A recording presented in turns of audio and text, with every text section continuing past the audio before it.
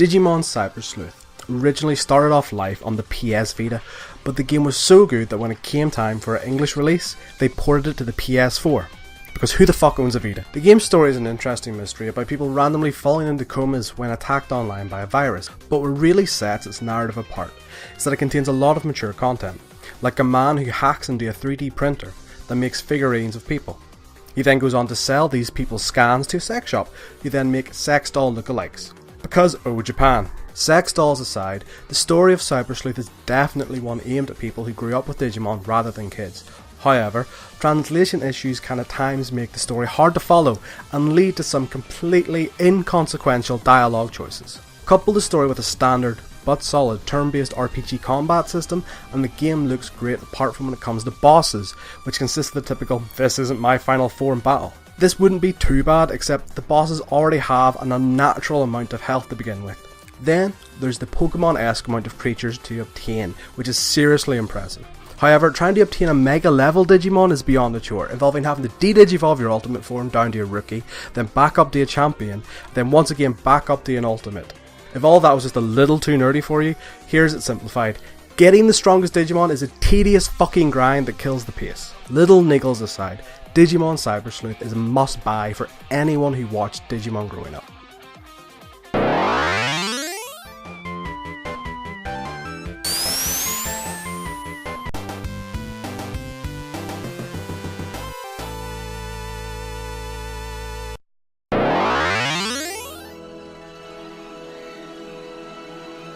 Ratchet Clank is a lot of fun.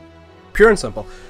Here is a mathematical equation to explain just how much fun it is. Ridiculous amount of weapons times each weapon feeling unique plus hordes of enemies equals fun exploding good times for all. However, the final boss completely destroys this formula because unless you have a Rhino or rip you a new one, it is a tedious and drawn out encounter that would have put me off playing the game if it wasn't at the very end. Also, the game is gorgeous.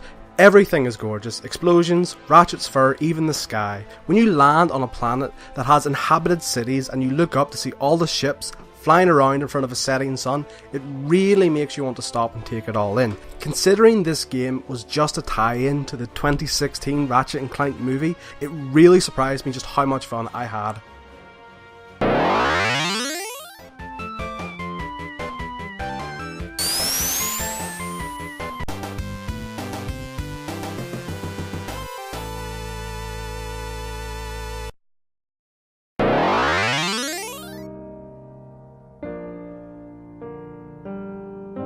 10 years. It took 10 years to make Final Fantasy 15. Here are a couple of things that came out in 2006. Borat the movie, the original Gears of War, and Gnarls Barkley's song Crazy. So I'm going to say it, it definitely lives up to the hype. It really does.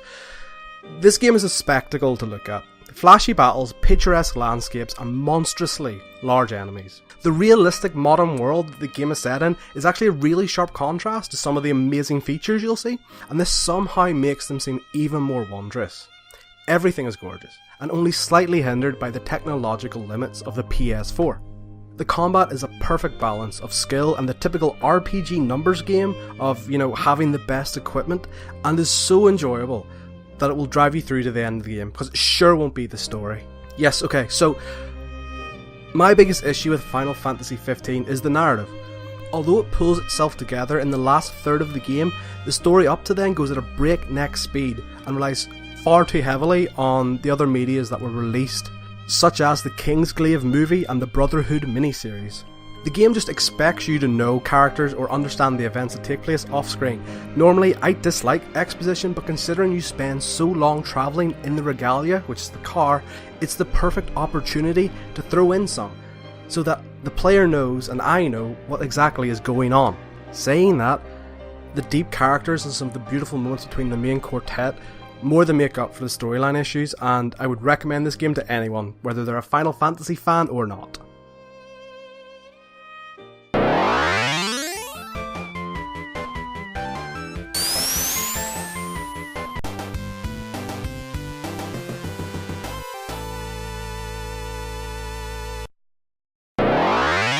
Cave down here.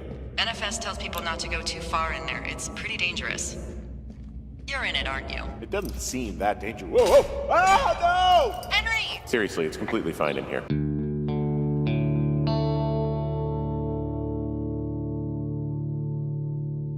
There was something about Firewatch that automatically made me fall in love with it.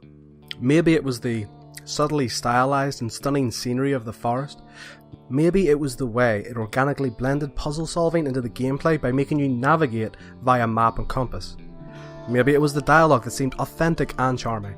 The game just blew me away on so many levels, but it was the story that really impressed me and had my heart legitimately pounding at times. The mystery of what is going on in Shoshan?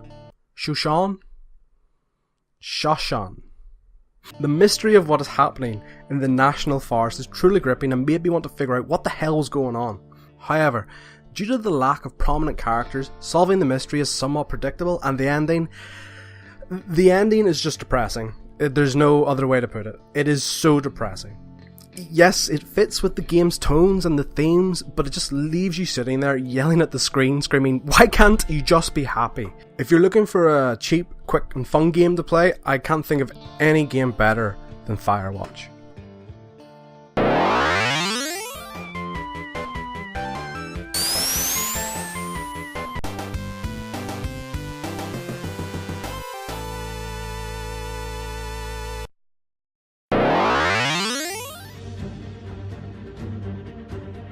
Let's be honest here, Uncharted games are awesome, and Uncharted 4 keeps that trend going. The fast-paced and excellent third-person shooting is back, but this time, thanks to the inclusion of a grapple hook, there is a nice verticality to the levels and the combat. On top of that, you've got puzzle-solving, platforming, driving, melee, and stealth, all of which are done to a really good degree. With everything done so well though, it's really disappointing that the final boss is just one big, quick-time event. Then there is the story, which was written by the guy behind The Last of Us. Neil Druckmann has pumped some serious amount of character development into this game, the most the series has ever seen.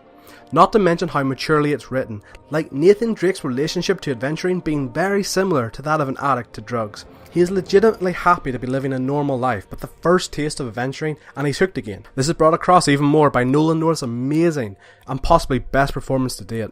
Even the game designers seem to be aware of just how good the story was because they don't sacrifice it for gameplay, sometimes taking a break from the action just to do a walk and talk sort of thing.